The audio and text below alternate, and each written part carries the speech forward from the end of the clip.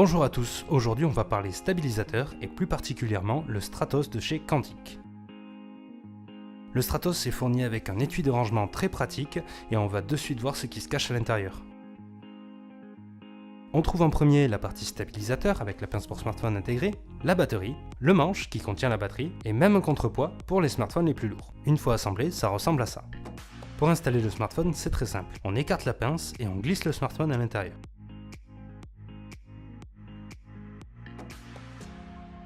Le smartphone est automatiquement centré, pas de réglage supplémentaire ici.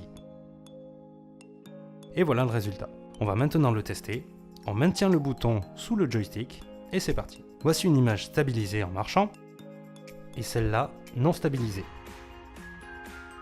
On voit bien la différence.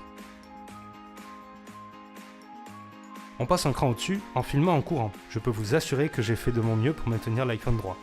Faites le test, vous verrez. Et voici l'image stabilisée. La différence est encore plus marquante. Maintenant, voyons les différents modes de stabilisation. Le mode 1, avec lequel j'ai fait le test, est un mode qui fixe la verticale, mais bouge à l'horizontale. C'est l'idéal pour filmer ce que vous voyez autour de vous, comme ici en marchant. On peut voir que la rotation n'est pas trop brusque, ce qui est bien plus agréable au regard. On peut même se rendre compte qu'en accélérant la vidéo, l'image reste bien droite et sans à-coups.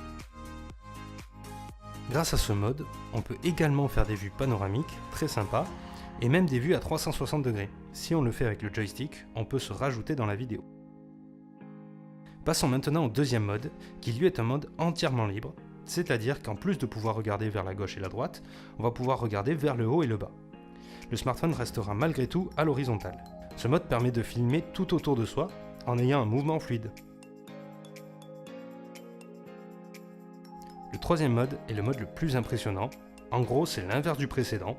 Peu importe comment on bouge, le smartphone reste orienté dans le même axe. C'est idéal pour faire des travelling ou filmer quelque chose sans même regarder.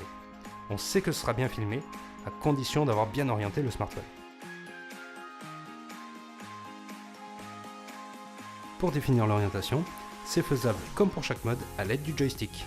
Enfin, le mode 4 est un mode portrait qui permet principalement de faire de la diffusion en direct, là où ce type d'orientation est le plus attendu. Comme vous pouvez le voir, le mode 4 reprend toutes les caractéristiques du mode 1, mais en mode portrait.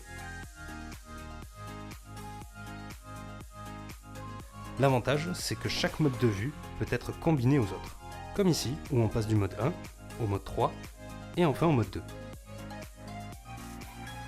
Voilà, j'espère que cette vidéo vous a plu. Si oui, n'hésitez pas à mettre un pouce bleu, dites-nous en commentaire ce que vous en pensez et ce que vous souhaitez voir par la suite.